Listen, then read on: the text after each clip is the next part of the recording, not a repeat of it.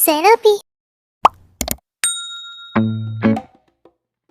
กราบสวัสดีเพื่อนๆทุกๆคนนะคะพบกับช่องเซเลบีชาแนลคลิปนี้เป็นการสปอยภาพยนตร์คอมเมดี้เปลี่ยนชีวิตอย่างเรื่องทิวลักดูอัสพาร์ทจะเป็นอย่างไรเมื่อจู่ๆครอบครัวแสนธรรมดาได้กลายเป็นมหาเศรษฐีเพียงชั่วข้ามคืนแต่เมื่อเวลาผ่านไปพวกเขากลับต้องทั้งแตกกันอีกครั้งด้วยเหตุผลบางอย่างที่สะสมมานานซึ่งงานนี้มีเพียงแค่เส้นบางๆระหว่างจะรอดหรือจะร่วงแถมผู้เป็นพ่อก็ดันปิดบังความลับนี้เอาไว้ความชุลมุนแสนปั่นป่วนจึงได้เริ่มต้นขึ้นเรื่องราวจะเป็นอย่างไรนั้นเราไปฟังพร้อมๆกันเลยสนับสนุนโดยเรารักเต่าทองปลาหมึกเต่าทองรสชาติดี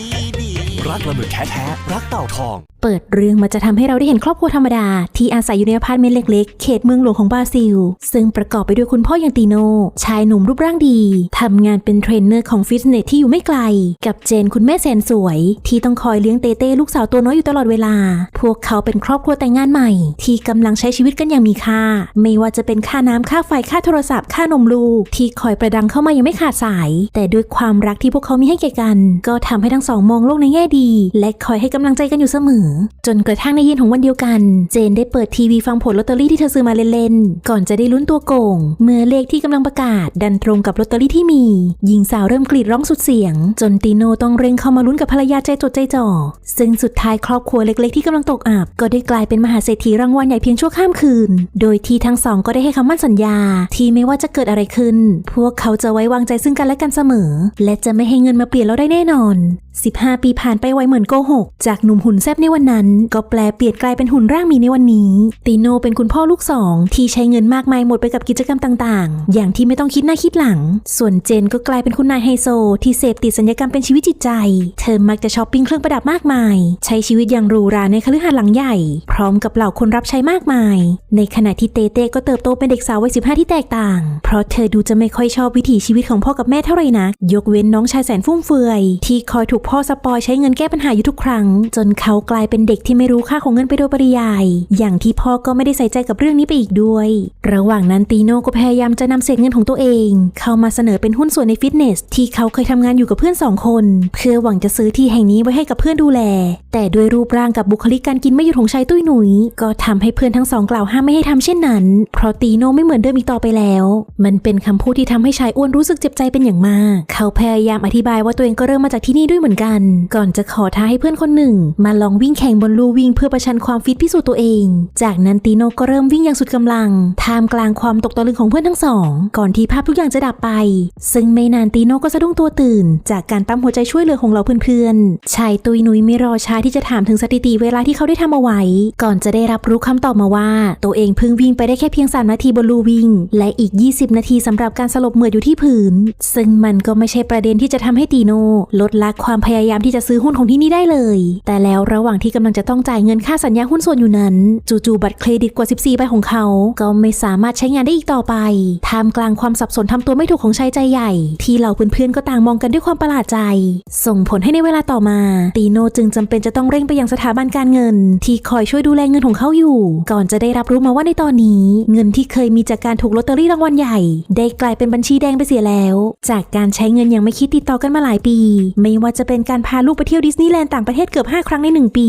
การเช่าเรือใบสำราญเพื่อเที่ยวรอบโลกโดยที่ติโนก็เผลอจมเรือลำนั้นกลางมหาสมุทรจนต้องชดเชยค่าเสียหายอยู่หลายล้านการซื้อสนามจัดคอนเสิร์ตจ้างดารามาเป็นแขกในงานวันเกิดปีที่30ของตัวเองการเช่าปราสาทเก่าแก่สำหรับปาร์ตี้ครบรอบแต่งงานหรือแม้กระทั่งการใช้เงินกว่า$300,000 ต่อปีเพื่อการท่องเที่ยวแบบไร้แรงโน้มถ่วงบนชั้นบรรยากาศของโลกซึ่งสิ่งต่างๆเหล่านี้ติโนก็ได้โต้แย้งว่าทุกอย่างล้วนเป็นความจำเป็นของเขาโดยสิ้นเชิงเจ้าหน้าที่จึงได้บอกเพื่อให้กำลังใจ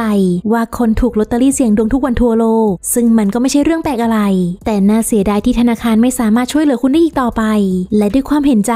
เขาจึงได้เสนอที่ปรึกษาด้านการเงินอย่างอามาริให้มาเป็นผู้ช่วยของติโนต่อจากนี้และเมื่อทั้งสองได้พบเจอกันก็ทำให้รู้ว่าพวกเขาเป็นเพื่อนบ้านที่ไม่ค่อยกินเส้นกันมาตั้งแต่แรกจากการที่ติโนมักจัดงานปาร์ตี้ส่งเสียงรบกวนแถมยังใช้เงินมากมายจนอามาริก็ไม่ค่อยชอบการดำเนินชีวิตอย่างไม่เป็นระเบียบแบบแผนนี้เท่าไหร่นักซึ่งเขาก็คาดเดาว่ามันจะเกิด ดเรื่องนี้กับตีโน่อีกไม่ช้าและด้วยความจำเป็นมันก็ทำให้อามาริต้องยื่นมือเข้ามาช่วยเปลี่ยนนิสัยใช้จ่ายฟุ่มเฟือยของตีโน่ด้วยกฎ5 ข้อสู่ความร่ำรวยซึ่งได้แก่องค์กรการวางแผนความสมดุลความมั่นคงและการลงทุนอย่างที่มันก็เป็นเรื่องน่าเบื่อสำหรับตีโน่เป็นอย่างมากจากการที่เขาไม่เคยคิดเรื่องนี้มาตั้งแต่แรกอามาริจึงได้แนะนำให้ตีโน่รีบบอกเรื่องนี้กับทุกคนในครอบครัวเพื่อที่พวกเขาจะได้รับรู้สถานการณ์ของตัวเองและจะได้เซฟเงินส่วนที่เหลืออยู่ของพวกเขาไปอีกด้วยแต่แล้วเมื่อตีโน่กลับมาถึงบ้านเขาก็ได้พบกับปาร์ตี้เซอร์ไพรส์ใหญ่จากเจนสำหรับงานครบรอบการพบกันครั้งแรกของพวกเขาเข้าปีที่16ท่ามกลางเหล่าเพื่อนๆไฮโซที่มาร่วมสังสรรค์กันมากมายแถมเจนก็ยังขึ้นกล่าวความรู้สึกในใจชื่นชมสามีที่คอยเปย์ทุกอย่างให้ครอบครัวมาเสมอมันเป็นสถานการณ์กลืนไม่เข้าคายไม่ออกที่ทำให้ตีโน่ไม่สามารถปริปากบอกเรื่องสถานะทางการเงินของครอบครัวในตอนนี้ได้ที่บ้านข้างๆในเวลาเดียวกันอามาริกำลังถูกลอล่าภรรยาสาวสุดเซ็กซี่เข้ามาอ่อยหวานเสน่ห์ไม่เลิ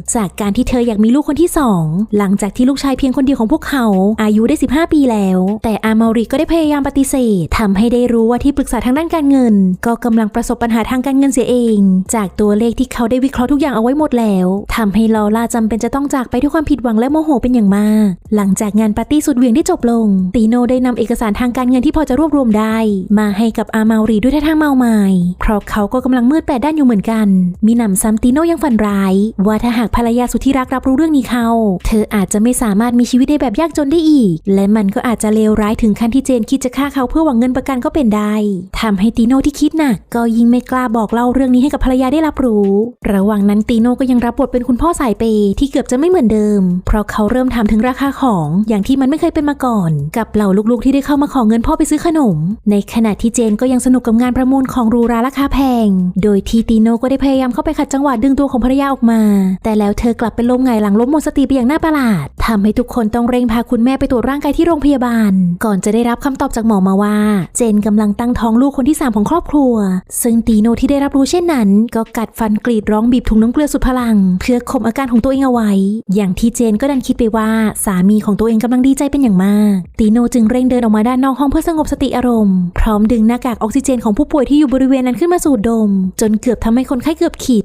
อย่างที่เขาก็ไม่ได้มีสมาธิสนใจกับเรื่องนี้แต่อย่างใดนอกจากเรื่องของภาระที่กำลังจะเพิ่มขึ้นมาอีกหนึ่งแถมหมอก็ได้เข้ามาแจ้งบอกขอให้ตีโน่ช่วยดูแลเจนให้เธอหยุดการผ่าตัดศัลยกรรมในช่วงนี้ไปก่อนและพยายามอย่าให้มีเรื่องเครียดเข้ามาทำให้เธอเป็นกังวลใจเพื่อเห็นแก่ลูกในท้องที่กำลังจะเกิดขึ้นทำให้ความจริงของเศรษฐีทั้งแตกต้องถูกเก็บไว้เป็นความลับอีกครั้งไม่นานตีโน่ก็ได้ตัดสินใจบอกสถานการณ์ฉุกเฉินให้กับลูกทั้งสองได้รับรู้ซึ่งดูเหมือนน้องคนเล็กที่โดนสปอยมาตลอดจะรับไม่ได้กับเรื่องนี้เป็นอย่างมากขณะที่เต้พี่สาวก็คิดว่าเรื่องนี้คงจะต้องเกิดขึ้นในสักวันหนึ่งเพราะเธอได้เห็นการใช้จ่ายของทุกคนกันอย่างไม่ลืมหูลืมตามาโดยตลอดพ่อจึงได้ขอร้องให้ลูกๆช่วยกันเก็บเรื่องนี้ไว้เป็นความลับโดยเฉพาะกับเต้ที่เป็นคนฉลาดที่สุดในบ้านซึ่งเด็กสาวก็ได้ตัดสินใจขอยกเลิกคอร์สเรียนพิเศษทั้งหมดของตัวเองเพื่อช่วยแบ่งเบาภาระนี้ไปด้วยความฝืนใจในขณะที่บรูโน่หนุ่มข้างบ้านลูกชายของอามาริก็ได้เข้ามาแสดงความเห็นใจและเป็นห่วงทำให้รู้ว่าแท้จริงแล้วบรูโน่ก็แอบชอบสาวข้างบ้านคนนี้มานานแล้วอยู่เหมือนกันแต่ด้วยสถานการณ์ที่ตึงเครียดมันก็ทำให้เต้เลือกที่จะเพิกเฉยเขาอย่างเห็นได้ชัดข่าวเรื่องการตั้งท้องลูกคนที่3ของเจนทำให้ลอล่ารู้สึกหัวเสียอยู่ไม่น้อยเพราะบ้านข้างๆมีลูกเพิ่มเป็นว่าเล่นทั้งที่เจนก็อายุน้อยกว่าเธออยู่หลายปีซึ่งมันก็เป็นเรื่องที่ทำให้ลอล่ารู้สึกน้อยใจสามีเป็นอย่างมากแถมยังแอบอิจฉาครอบครัวของตีโน่ที่ถึงแม้บางครั้งพวกเขาจะทำอะไรสุดโต่งไปหน่อยแต่ก็อยู่กันอย่างเป็นตัวของตัวเองและมีความสุขผิดกับเธอที่ต้องทนอยู่กับนักการเงินจอมวางแผนที่ก็ไม่เคยแม้แต่จะเหลียวแลความรู้สึกของภรรยาเลยแม้แต่น้อยระหว่างนี้ตีโน่จำเป็นจะต้องเข้าไปขอทำงานอย่างเดียวที่เขาถนัดคือการเป็นเทรนเนอร์ฟิตเนสในวัย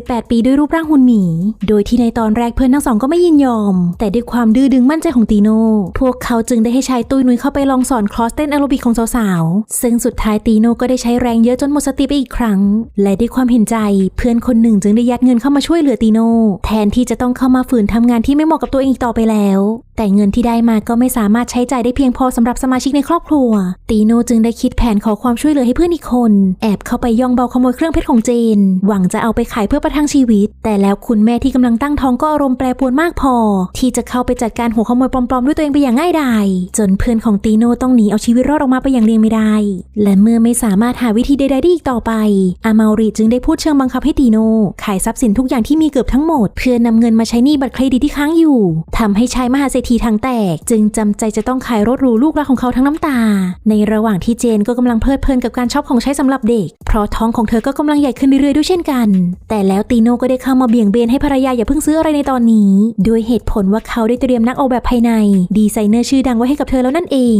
งจากนั้นตีโน่ก็ได้เข้าไปไหว้วานขอให้อเดลสันชายเจ้าของบาร์ที่ตีโน่เคยซื้อไว้ให้เข้ามาปลอมตัวเป็นดีไซเนอร์เกย์ให้แก่ภรรยาของเขาเพราะเจนไม่เคยรู้จักอเดลสันมาก่อนทำให้บทละครฉากใหม่ก็ได้เริ่มต้นขึ้นอเดลสันโน้มน้าวให้เจนใช้ของวินเทจตกแต่งห้องลูกสาวคนที่3ตามคำสั่งของตีโน่ด้วยการอ้างบอกถึงราชวงศ์ผู้ดีสมัยก่อนที่ต่างก็ใช้ของสืบทอดกันมายาวนานจนเจนคล้อยตามตอบตกลงไปอย่างง่ายดายแถมเธอก็ยังถูกใจอเดลสันจนอยากจะแนะนำให้กลุ่มเพื่อนๆไฮโซได้ใช้บริการไปอีกด้วยระหว่างนั้นทางฝั่งของอามาริก็ยังไม่วายถูกล้อลากเข้ามาหวานเสน่ห์เป็นแม่แมวสาวยั่วสวาทจนเขาเองก็เกือบเคลิ้มตามแต่ด้วยความกังวลของการจะต้องมีลูกคนที่2มันก็ทำให้อามาริได้ทำลายบรรยากาศทุกอย่างลงไปอีกครั้งไม่นานชายเจ้าหน้าที่ทางการเงินก็ได้ตรวจเอกสารบ้านตีโนและได้รับรู้มาว่าแท้จริงแล้วเจนคือหลานสาวทายาทที่เหลืออยู่เพียงคนเดียวของโอลาโวเมนเดสชายผู้มีอิทธิพลและร่ำรวยที่สุดคนหนึ่งในประเทศโดยที่ในตอนนี้เขาก็มีอายุกว่า104 ปีแล้วแต่ดูเหมือนตีโนจะไม่ค่อยอยากพบเจอลุงของเจนเท่าไหร่นักจากเรื่องสมัยก่อนที่ตีโนทำเจนตั้งท้องจนเขาได้เผลอใช้คำพูดหยาบคายทำให้ทั้งสองไม่ลงรอยกันและไม่ได้ติดต่อกันอีกเลยนับตั้งแต่วันนั้นอามาริจึงได้พยายามเกลี้ยกล่อมให้ตีโนเข้าไปพูดคุยกับลุงของภรรยาเพื่อที่ปัญหาทุกอย่างจะได้คลี่คลายลงแต่เมื่อทั้งสองได้พบเจอกั